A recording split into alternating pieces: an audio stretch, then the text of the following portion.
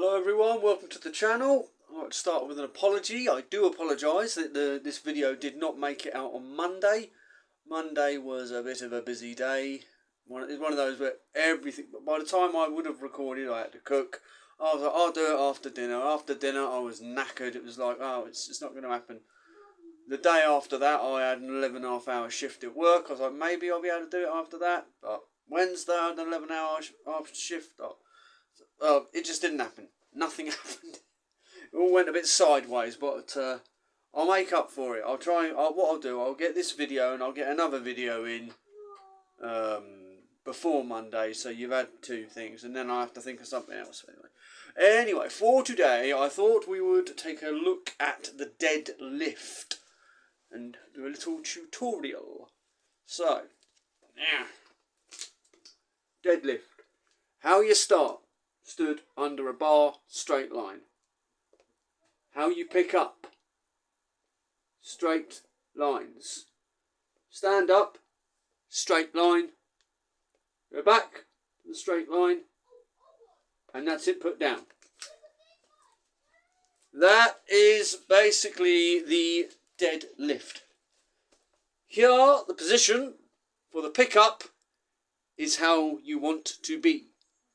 The back wants to be straight, hips not duped too low, not picked up too high, if it's going to stop your shin from being a straight line to the bar. As you can see, this is essentially how you want to look. You want your shoulders back, your lats tight, your shoulders in a straight line with your shins. And so as you stand up, like there, it's just, you're still in line, boom, then back to boom, then back to boom, done. Right, I've put down some tips, some things that I personally follow. Now, is the deadlift my best lift? Well, put it this way, it's the heaviest weight I can lift on any lift. Now, I think by default, that's nothing special. That's just normal. That said, some people can squat heavier than they can deadlift. At the moment, I can't. My test week's not for another 10 weeks. I'm on week 3 of a 12-week program I've wrote up. I'll talk about that on the next video. At the end of once I've reached 12 week 13 is going to be my test week. I'm going to test myself on my deadlift, the squat, my overhead press and my bench, so I will know my numbers then. But yeah, on the whole, it is the heavier lift that I can do. A variation, maybe a rack pull. But, you know, a rack pull is literally just a hinge movement. Hip your hinge. Hip thrust. There we go. I knew the word was somewhere. But that aside, in terms of conventional lifts, yeah, the deadlift is still the heaviest I've got. So, yes. And I don't believe I've done myself a bother once with a deadlift. And what had happened was, if any of you have seen the video of me from New Year's Day, the mock competition I done, I was burping a lot before I actually went to do the lift. And I do that to clear the air in my body. Because obviously when you go down, take that big belly breath, breathe, brace, lift. Well, if I've got excess air around me, or if I feel like I've got excess air around me, things can trip out of place. It can get messy. Have I ever sicked up on a deadlift? I did once, and it was just a cup of tea's worth. It wasn't anything too drastic, but still wasn't pleasant. But yeah, the closest I've got to an injury with a deadlift is having too much, like I suppose like having an air pocket pop, if you like, whilst I was lifting it, like a burp or a sneeze, while I was under the bar, while I was lifting the bar, and of course instantly the bar goes down.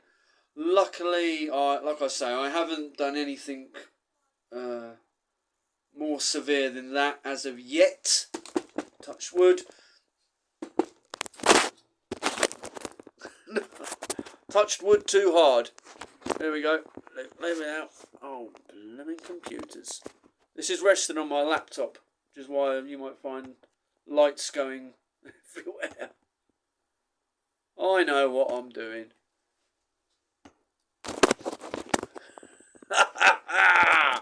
No, I don't.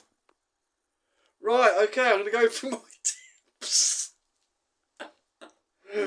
Oh, Jesus. Right, here we go. I'll go with the first step. This is how I approach the deadlift. Your foot position. Where you want your feet. Your distance. I go with the distance. No, I don't. First, I'll go with where you put your feet. What you want to do is you want to chop your feet in half. You want to stand under the bar and put the bar, chopping your feet in half. Top toes definitely want to be gone. Some people will say chop off the toes. Other people will be tight up against. But if you're too tight, basically what you don't want to do to keep the movement straight. There we go. We'll go back to our little man in the middle. In line. That bar from the floor wants to be about an inch or two away from your shins, which is there we go, step 4. Yeah, 1 inch from your shin. So if you looked down the bar, anywhere between that gap, the middle of your foot to 1 inch away from your shin.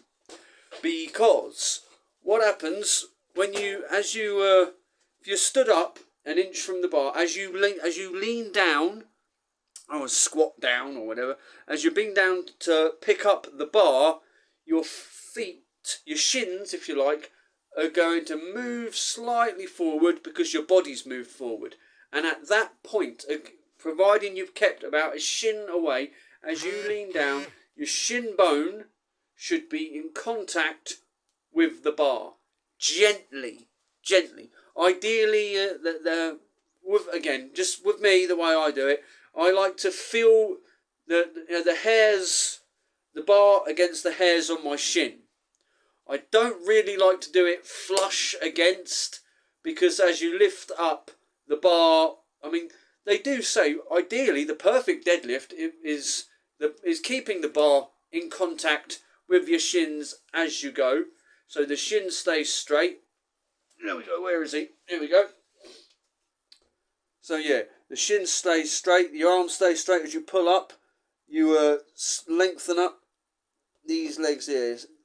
You pull the hips come forward, hinges forward, straight line. And then as you put it down, straight line, back to there again. So realistically, a lot of the big deadlifters you will see in their footage, them, scraping off skin scalps. That's what I call them, a skin scalp. You'll see them taking off a couple of layers of skin with the barbell as they bring it up.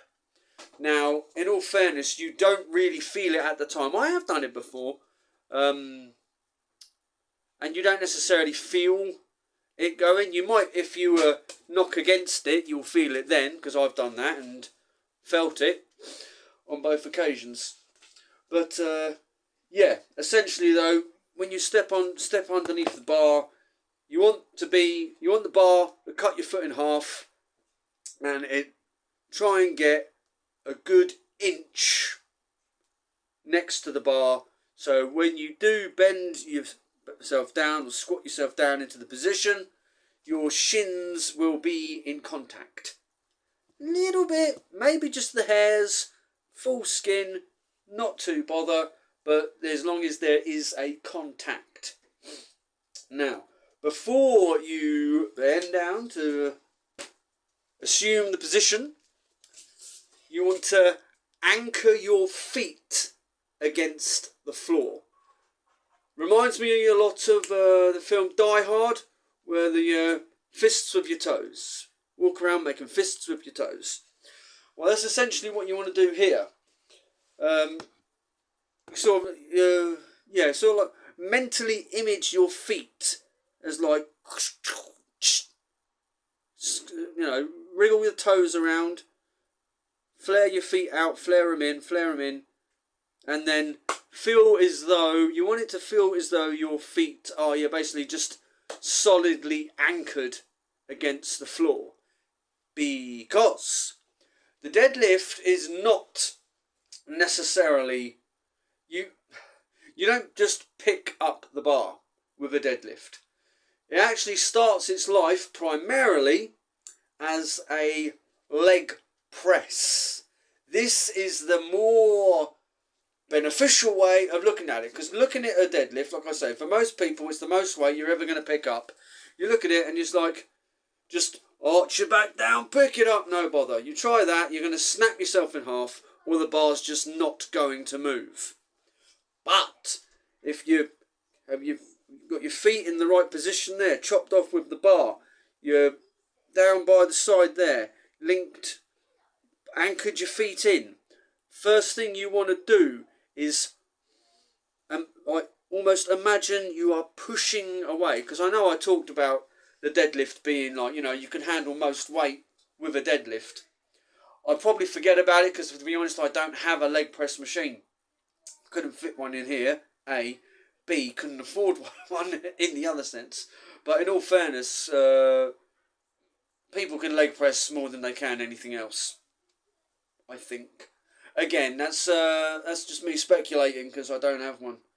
But I do remember the first time I ever used a leg press machine in an old gym I used to go to when I was about 15. I did notice that the guys were there, no, you can add a plate, and I was 15, I didn't know any different. I was like, oh, okay.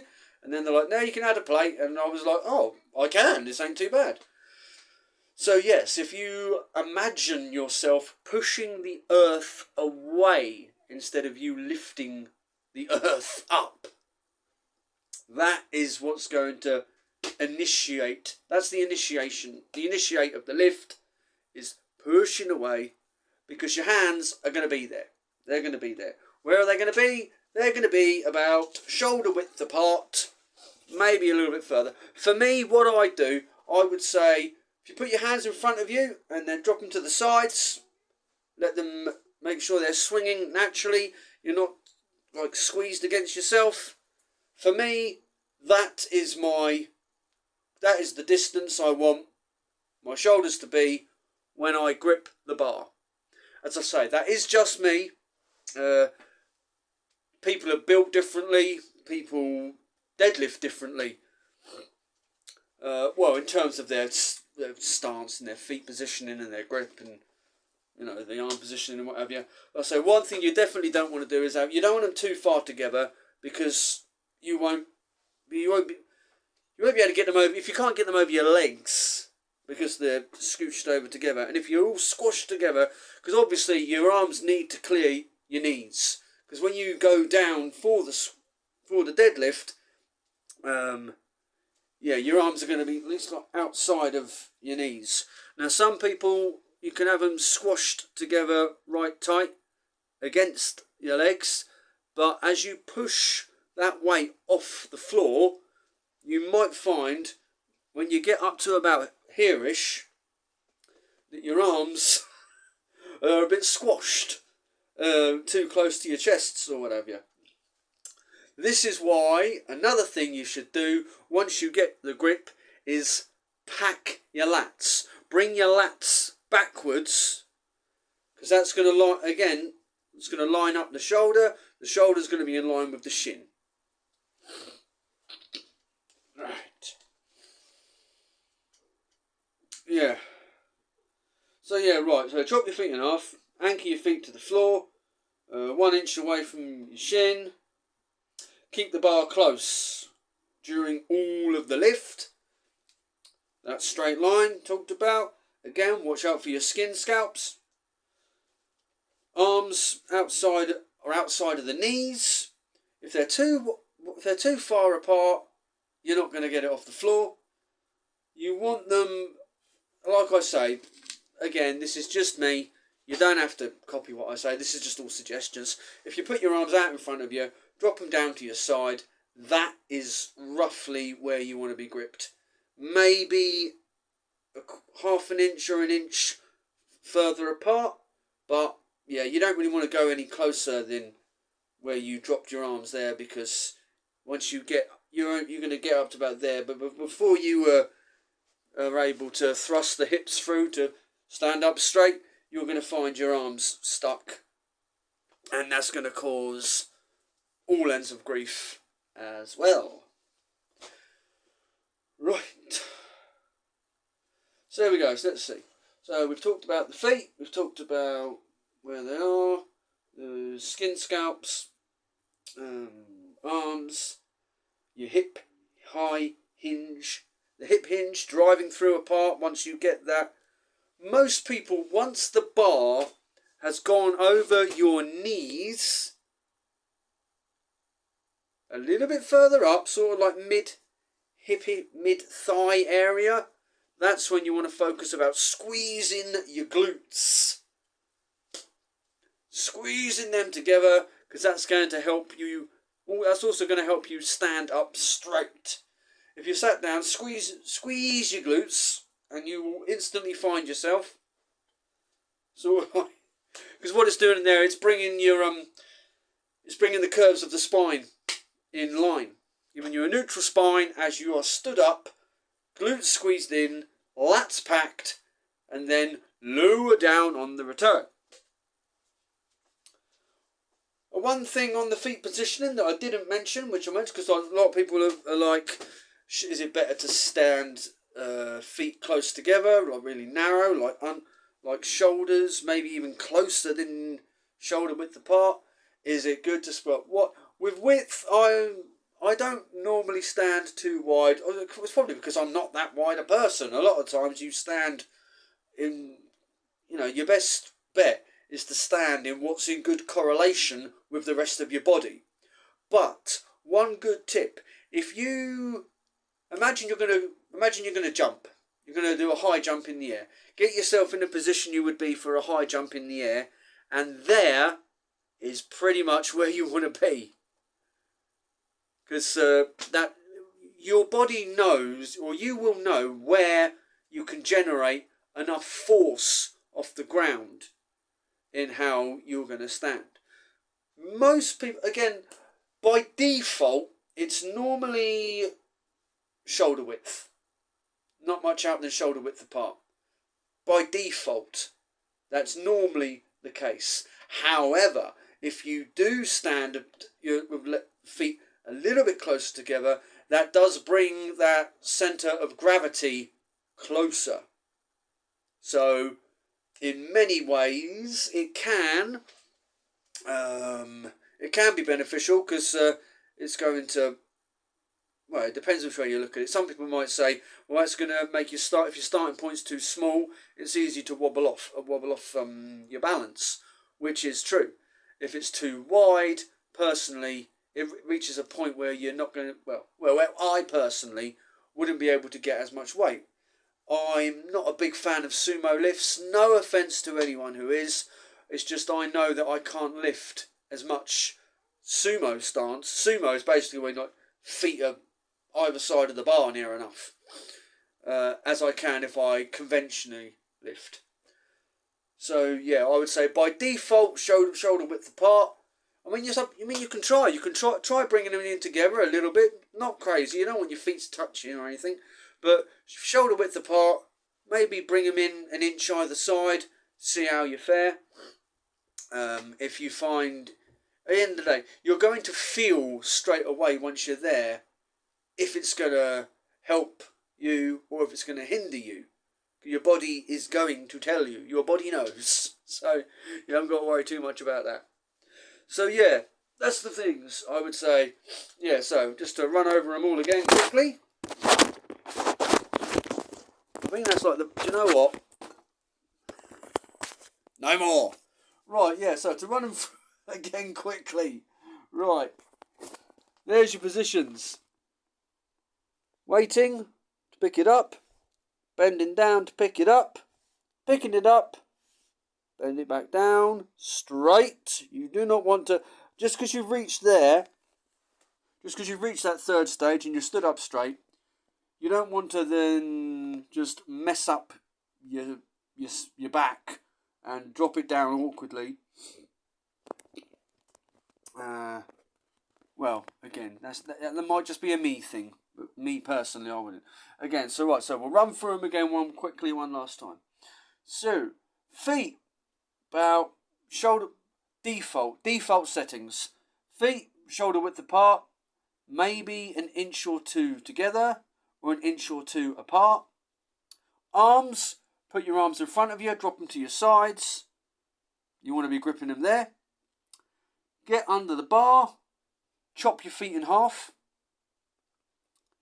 Be about an inch away from your shin. Anchor your feet to the floor. Get yourself in the position there. Your shins a straight line. Shoulders back, lats packed. Shoulders straight line with the shins. Hips out. Back straight. Drop your hips slightly, because that's going to help initiate some leg drive. Drop your hips a wee bit. Feel the force here. Once you are in that straight line, that's when you want to lift. And I just remembered something else. You want to, before you actually, instead of just ripping the thing straight off the floor, you want to pull the slack out of the bar. Now, what do I mean? I mean those millimeters. Literally 2, maybe 3.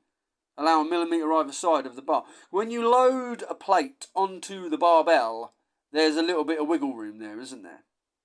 So, if you rip the weight straight away, part of that force is going to be moving a couple of millimeters of air before you make contact with the bar.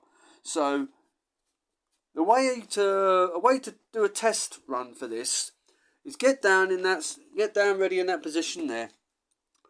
Take a big belly breath, drop the hips, and just rock back ever so slightly, and you will hear that sound. And that is the bar being in full contact with your plates. That metal on metal.